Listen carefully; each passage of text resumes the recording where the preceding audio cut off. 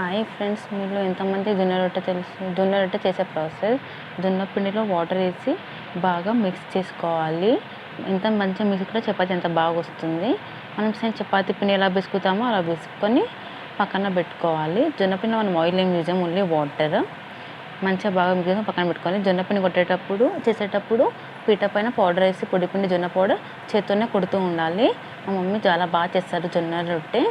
అలా మన చేయికి అంటకుండా, అంటున్నడం అనిపిస్తే కొంచెం మళ్ళీ చేయికి పిండి పెట్టుకొని జొన్న రొట్టెని బాగా మొత్తం చపాతీలాగా స్ప్రెడ్ చేసుకోవాలి. చేత్తోనే మొత్తం రౌండ్గా ఎంత వీలైతే అంత పలుచగా మనం కొట్టుకోవాలి.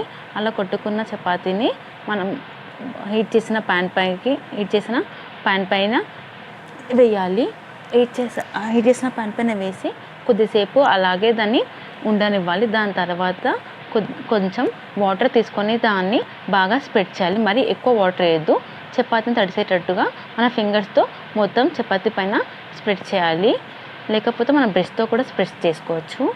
ఇలా మమ్మీ చూపించిన విధంగా మొత్తం చపాతీ పైన వాటర్ స్ప్రెడ్ చేసి ఒక 1 minute దాన్ని అలాగా ఉండనిచ్చి టర్న్ చేసి బ్యాక్ సైడ్ కూడా బాగా కాలనివ్వాలి. జొన్న రొట్టె రెడీ.